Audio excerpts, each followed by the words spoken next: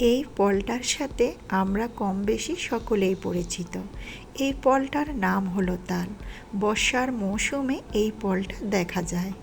বৃষ্টির দিনে মচমচে তালের বড়া রেসিপি আমরা সকলেই অনেক পছন্দ করে থাকি।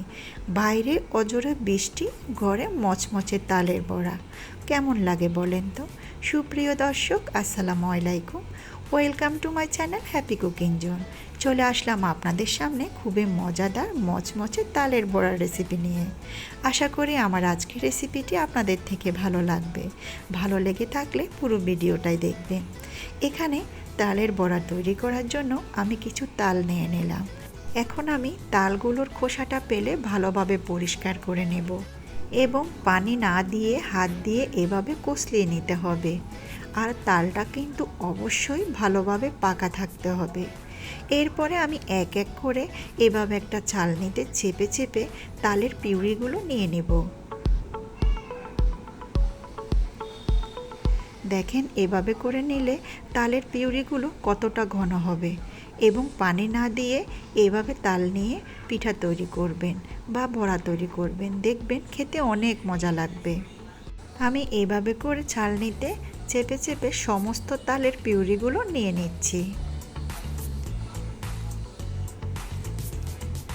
নেওয়া হয়ে গেলে এখান থেকে কিছুটা তাল দিয়ে আমি পিঠা তৈরি করব। তাই একটা বাটিতে অল্প কিছু তাল নিয়ে নিলাম। একদম পাকা তাল দিয়ে পিঠা তৈরি করবেন, তাহলে খেতে অনেক ভালো লাগবে। পানি না দিয়ে আমি এভাবে করে তালের পিউরিগুলো নিয়ে নিয়েছি। দেখেন কতটা ঘনত্ব হয়েছে। এভাবে করে পিঠা তৈরি করলে খেতে খুবই মজা লাগবে। দিয়ে দিলাম এর সাথে নারিকেল, বেশ কিছু কুড়িয়ে রাখা নারিকেল।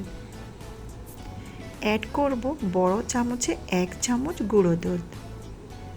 দিয়ে দিলাম 1 চামচ চিনি। আমার এই তালগুলো কিন্তু অনেক মিষ্টি ছিল, তাই আমি চিনির পরিমাপটা একটু কম দিলাম। দিয়ে সমস্ত উপকরণ একটা চামচ দিয়ে খুব ভালোভাবে মিশিয়ে নিতে হবে। সাথে অ্যাড করব 1 চামচ ময়দা এবং 2 চামচ চালের গুঁড়ি। দিয়ে দিলাম 1 চামচ লবণ। দিয়ে আমি উপকরণগুলো আবারও ভালোভাবে মিশিয়ে নিচ্ছি।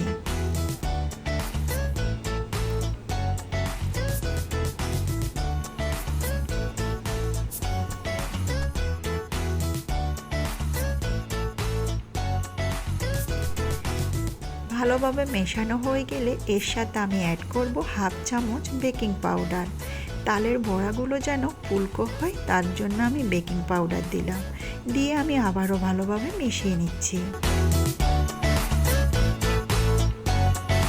সমস্ত উপকরণ ভালোভাবে মেশানো হয়ে গেল। চুলায় বসিয়ে দিলাম কড়াই, দিয়ে দিলাম তেল।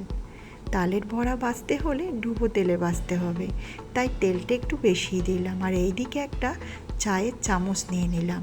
চামচ দিয়ে এভাবে একটু একটু করে আমি কড়াইতে পিঠাগুলো দিয়ে ভেজে নেব।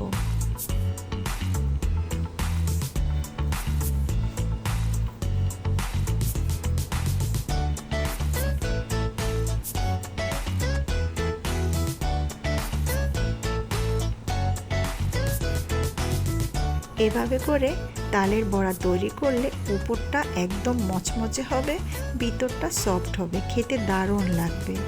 এক পিঠ হয়ে গেলে আমি অপর পিঠও উল্টিয়ে এভাবে করে গোল্ডেন ব্রাউন করে ভেজে নিচ্ছি। চুলার আগুনটা কিন্তু মিডিয়াম আঁচে রাখতে হবে, নয়তো বা পিঠাগুলো পুড়ে যাবে উপর দিয়ে, ভিতরটা কাঁচা থেকে যাবে। উল্টিয়ে পাল্টিয়ে আমি এভাবে পিঠাগুলো ভেজে নেব। যখনই দেখবেন এরকম কালার হয়ে এসেছে তখনই পিঠাগুলো উঠিয়ে নেবেন তেল থেকে। ভালোভাবে তেলটা সরিয়ে টিস্যু পেপার বিছিয়ে একটা বাটিতে পিঠাগুলো দিবেন, তাহলে বাকি তেলটা টিস্যু পেপারেই টেনে যাবে। ঠিক একইভাবে আমি বাকি পিঠাগুলো ভেজে নিচ্ছি। দেখলেন তো, খুবই সহজে মজাদার মচমচে তালের বড়াটা আমি বানিয়ে ফেললাম। এরকম বৃষ্টির দিনে আপনারাই কিন্তু বাসায় ট্রাই করবেন, দেখবেন বর্ষার মৌসুমে বৃষ্টির দিনে তালের পিঠা খেতে দারুণ লাগে। এই পিঠাগুলো উপরটা যেমন মচমচে, ভিতরটা একদমই সফট। একটা আমি আপনাদেরকে ভেঙে দেখাচ্ছি।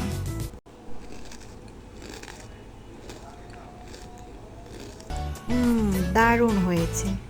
আশা করি আমার রেসিপিটা আপনাদের থেকে ভালো লেগেছে। ভালো লেগে থাকলে বাসায় ট্রাই করবেন, আমাকে কমেন্ট করে জানাবেন, আমার চ্যানেলটি সাবস্ক্রাইব করবেন। সবাই ভালো থাকবেন, সুস্থ থাকবেন। আজ এখানে বিদায়। খুদা হাফেজ।